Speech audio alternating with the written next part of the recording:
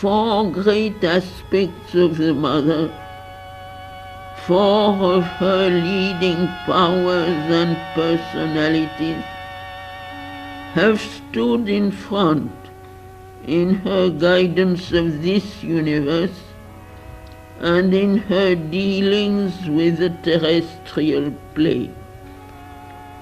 One is her personality of calm wideness and comprehending wisdom and tranquil benignity and inexhaustible compassion and sovereign and surpassing majesty and all-ruling greatness.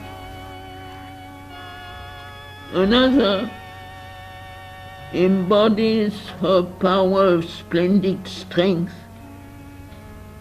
and irresistible passion, her warrior mood, her overwhelming will, her impetuous swiftness, and world-shaking force. A third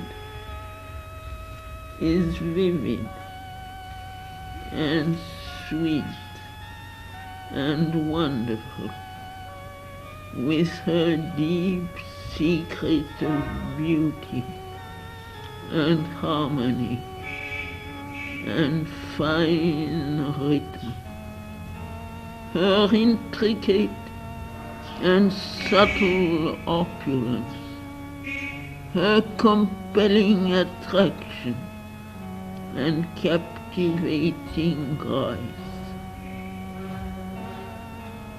The fourth is equipped with a close and profound capacity of intimate knowledge and careful, flawless work and quiet and exact perfection in all things. Wisdom, strength, harmony, perfection are their several attributes, and it is these powers that they bring with them into the world, manifest in a human disguise in their vibhuti, and shall found in the divine degree of their ascension in those who can open their earthly nature to the direct and living influence of the Mother. To the four, we give the four great names: Maheshwari, Mahakali, Mahalakshmi, Mahasaraswati.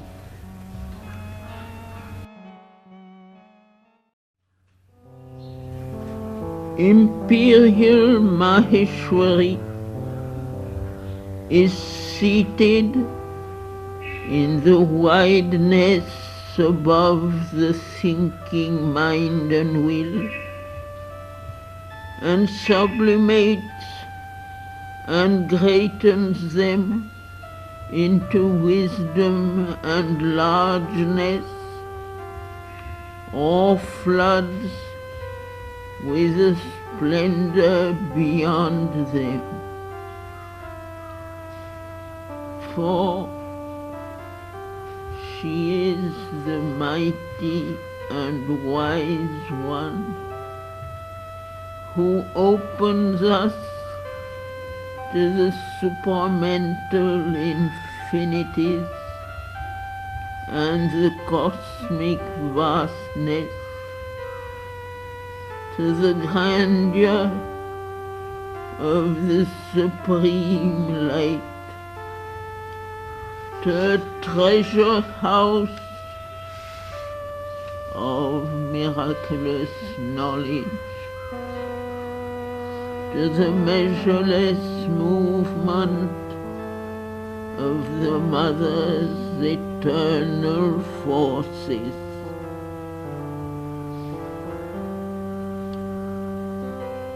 Tranquil is she and wonderful, great and calm forever. Nothing can move her, because all wisdom is in her. Nothing is hidden from her that she chooses to know. She comprehends all things and all beings and their nature and what moves them and the law of the world and its times and how all was and is and must be. A strength is in her that meets everything and masters, and none can prevail in the end against her vast, intangible wisdom and high, tranquil power. Equal, patient, and unalterable is her will. She deals with men according to their nature and with things and happenings according to their force and the truth that is in them. Partiality she has none, but she follows the decrees of the Supreme, and some she raises up, and some she casts down or puts away from her into the darkness. To the wise she gives a greater and more luminous wisdom. Those that have vision she admits to her counsels. On the hostile she imposes the consequence of their hostility. The ignorant and foolish she leads according to their blindness. In each man she answers and handles the different elements of his nature according to their need and their urge, and the return they call first, puts on them the required pressure, or leaves them to their cherished liberty to prosper in the ways of the ignorance or to perish. For she is above all bound by nothing, attached to nothing in the universe. Yet has she more than any other the heart of the universal mother, for her compassion is endless and inexhaustible. All are to her eyes her children and portions of the one, even the Asura and Rakshasa and Pisacha, and those that are revolted and hostile. Even her rejections are only postponement. Even her punishments are grace. But her compassion does not blind her wisdom or turn her action from the course decreed. For the truth of things is her one concern.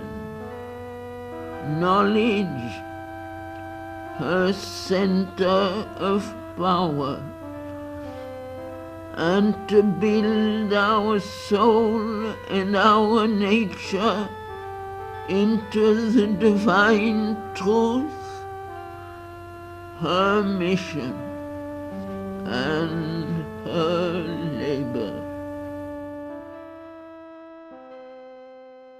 Mahakali is of another nature, not wideness but height, not wisdom but force and strength are her peculiar power.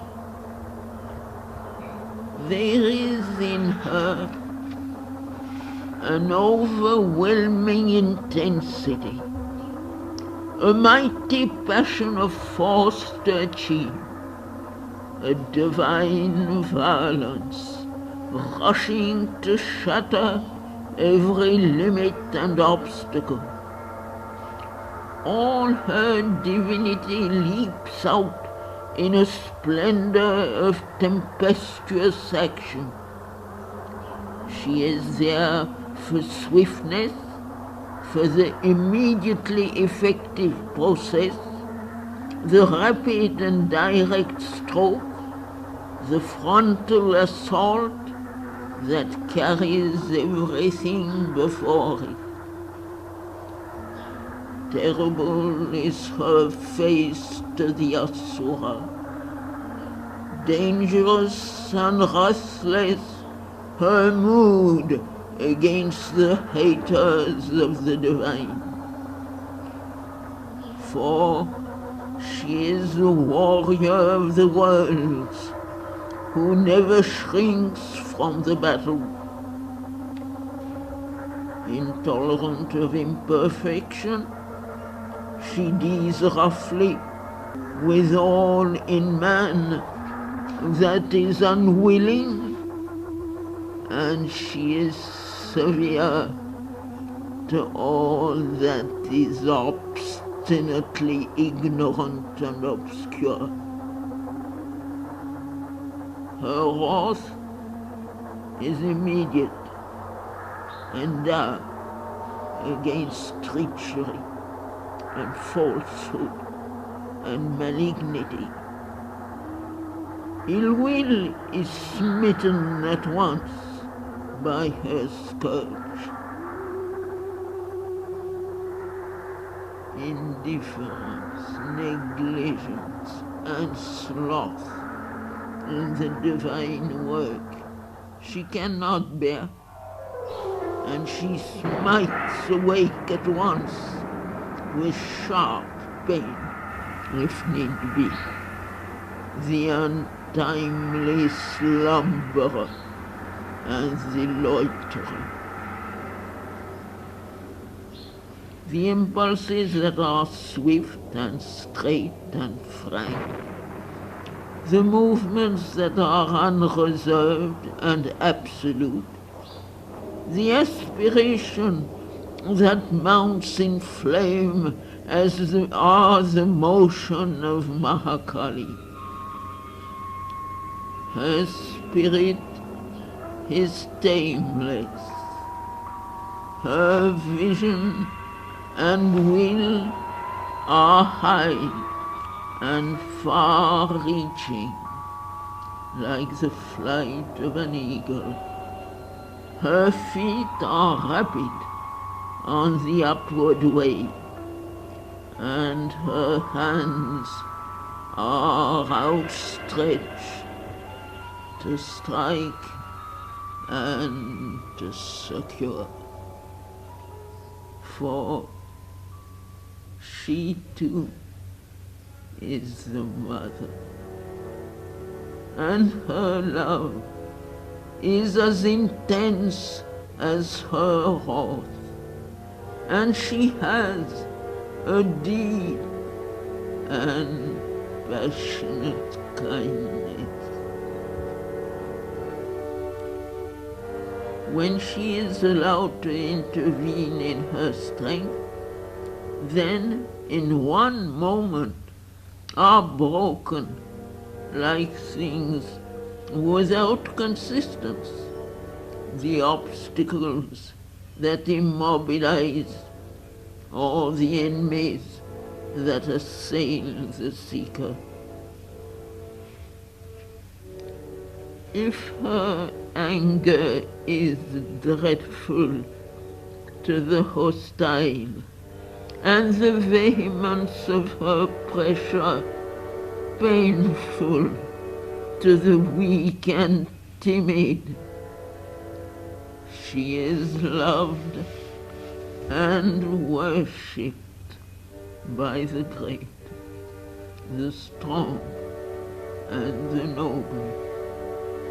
For they feel that her blows beat what is rebellious in their material into strength and perfect truth, hammer straight what is wry and perverse, and expel what is impure or defective. But for her, what is done in a day might have taken centuries. Without her, Ananda might be wide and grave, or soft and sweet and beautiful, but would lose the flaming joy of its most absolute intensity. To knowledge, she gives the conquering might, brings to beauty and harmony a high and mounting movement, and imparts to the slow and difficult labor after perfection, an impetus that multiplies the power and shortens the long way. Nothing can satisfy her that falls short of the supreme ecstasies, the highest heights, the noblest aims, the largest vistas.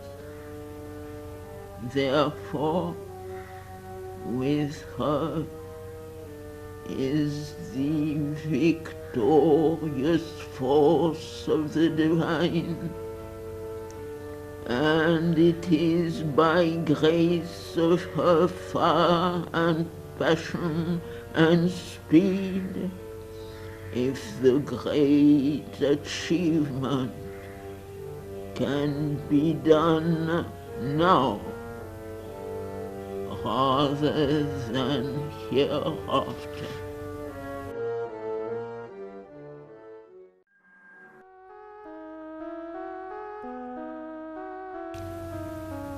Wisdom and force are not the only manifestations of the Supreme Mother. There is a subtler mystery of her nature, and without it, wisdom and force would be incomplete things, and without it, perfection would not be perfect. Above them is the miracle of an eternal beauty, an unseizable secret of divine harmony, the compelling magic of an irresistible universal charm and attraction that draws and holds things and forces and beings together and obliges them to meet and unite, that a hidden Ananda may play from behind the veil and make of them its rhythms and its figures. This is the power of Mahalakshmi, and there is no aspect of the divine Shakti more attractive to the heart of embodied beings. Maheshwari can appear too calm and great and distant for the littleness of earthly nature to approach or contain her.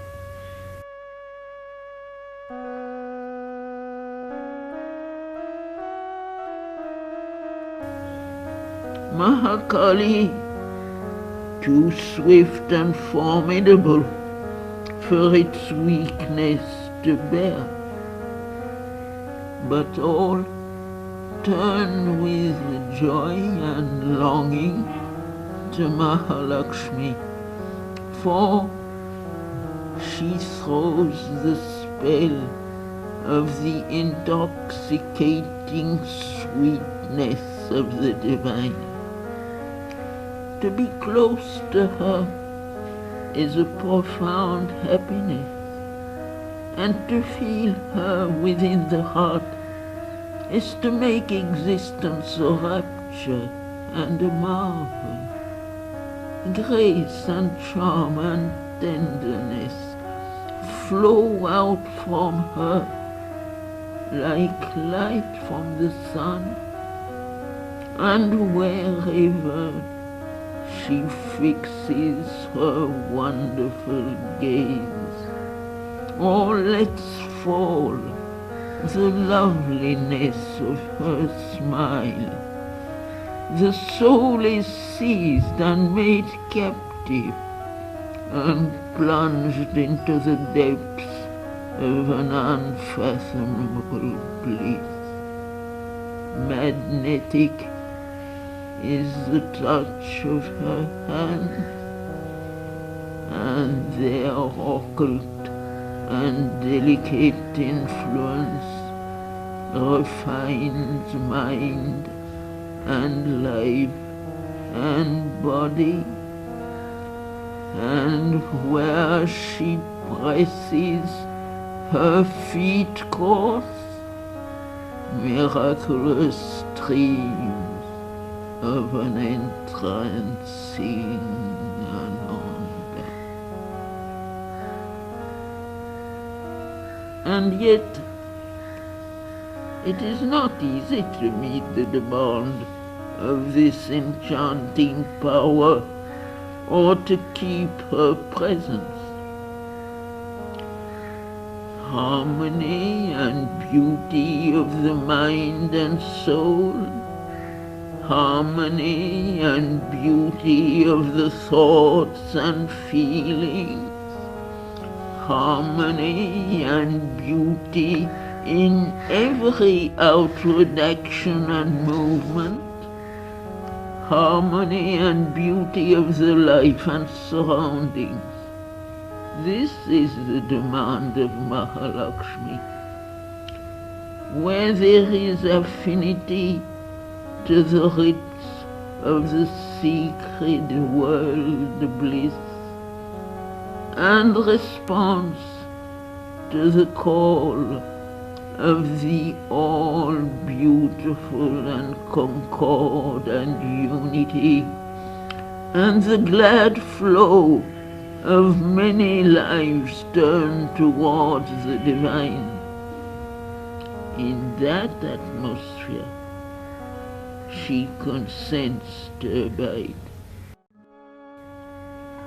But all that is ugly and mean and base, all that is poor and sordid and squalid, all that is brutal and coarse,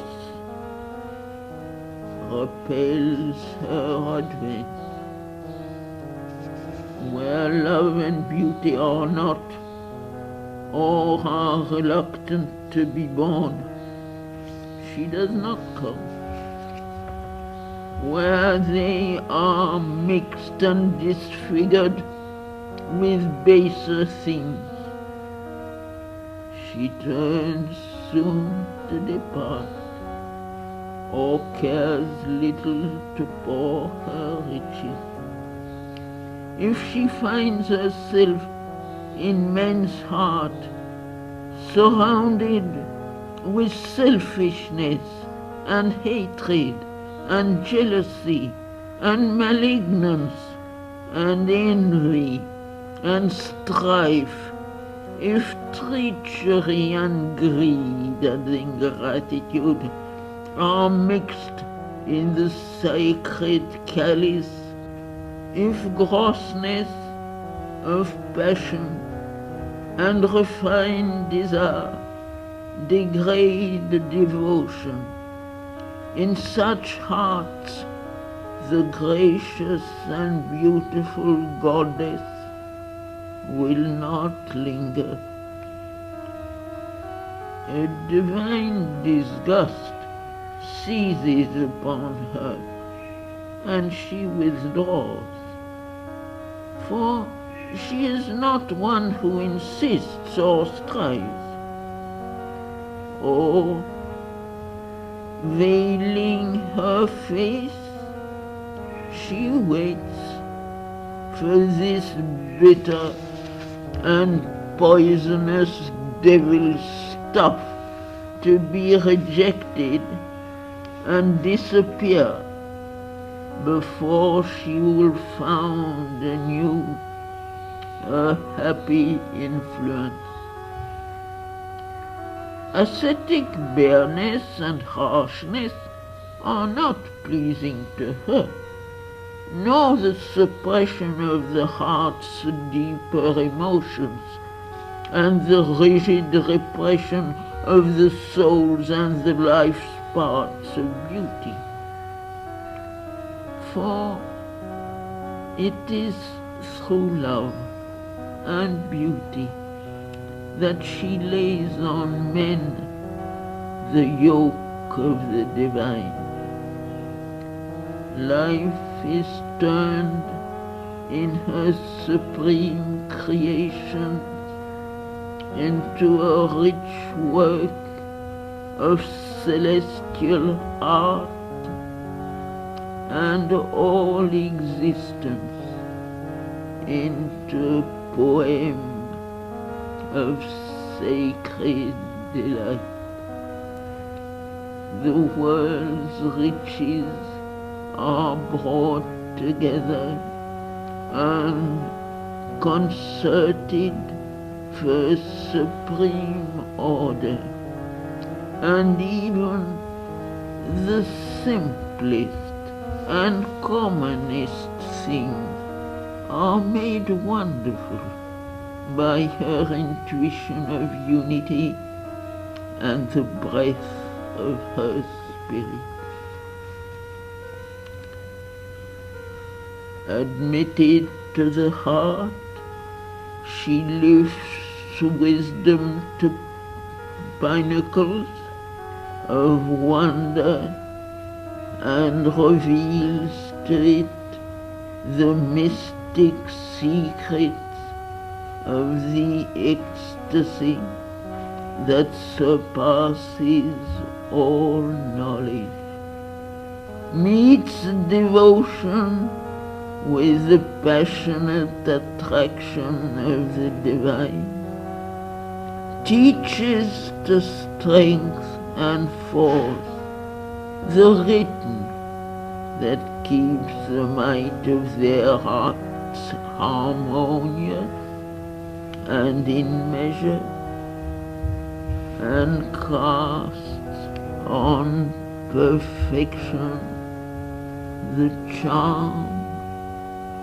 that makes it endure forever.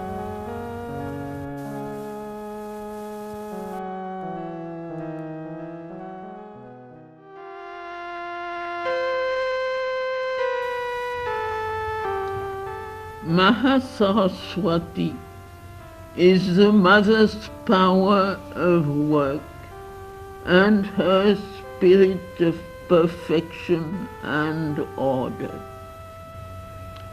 The youngest of the four, she is the most skillful in executive faculty and the nearest to physical nature.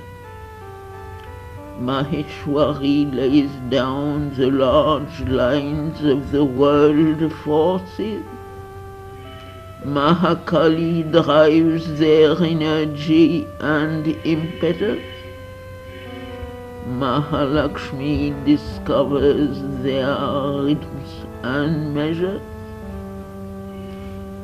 But Mahasaraswati presides over their detail of organization and execution, relation of parts and effective combination of forces, and unfailing exactitude of result and fulfillment. The science and craft and technique of things are Mahasaraswati's province. Always she holds in her nature and can give to those whom she has chosen the intimate and precise knowledge, the subtlety and patience, the accuracy and intuitive mind, and conscious hand and discerning eye of the perfect worker. This power is the strong, the tireless, the careful and efficient builder, organizer, administrator, technician, artisan and classifier of the worlds. When she takes up the transformation and new building of the nature, her action is laborious and minute, and often seems to our impatience slow and interminable. But it is persistent, integral, and flawless. For the will in her works is scrupulous, unsleeping, indefatigable. Leaning over us, she notes and touches every little detail, finds out every minute defect, gap, twist, or incompleteness, considers and weighs accurately all that has been done and all that remains still to be done hereafter.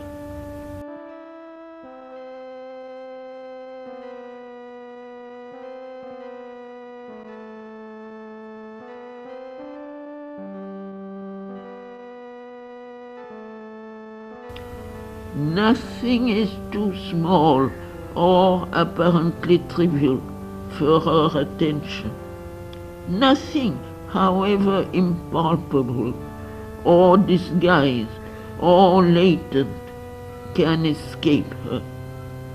Molding and remolding, she labors each part till it has attained its true form, is put in the exact place in the whole, and fulfills its precise purpose. In her constant and diligent arrangement and rearrangement of things, her eye is on all needs at once, and the way to meet them, and her intuition knows what is to be chosen and what rejected, and successfully determines the right instrument, the right time, the right conditions, and the right process. Carelessness and negligence and indolence she abhors.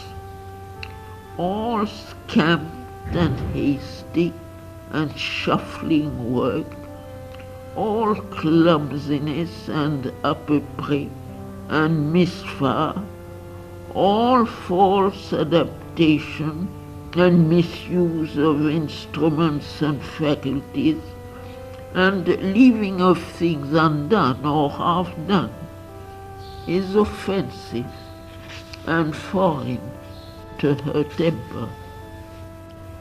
When her work is finished, nothing has been forgotten. No part has been misplaced, or omitted, or left in a faulty condition. All is solid, accurate, complete, admirable. Nothing short of a perfect perfection satisfies her, and she is ready to face an eternity of toil if that is needed for the fullness of her creation.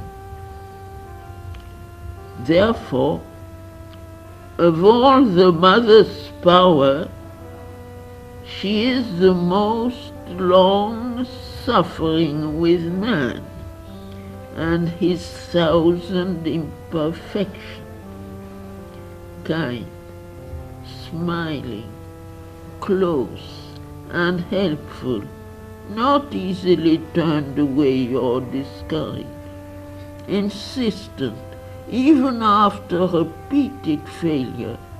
Her hand sustains our every step on condition that we are single in our will and straightforward and sincere. For a double mind she will not tolerate, and her revealing irony is merciless to drama and histrionics and self-deceit and pretense. A mother to our wants, a friend in our difficulties, a persistent and tranquil counselor and mentor, chasing away with her radiant smile the clouds of gloom and fretfulness and depression, reminding always of the ever-present help, pointing to the eternal sunshine. She is firm, quiet, and persevering in the deep and continuous urge that drives us towards the integrality of the higher nature. All the work of the other powers leans on her for its completeness, for she assures the material foundation, elaborates the stuff of detail, and erects and rivets the armor of the structure.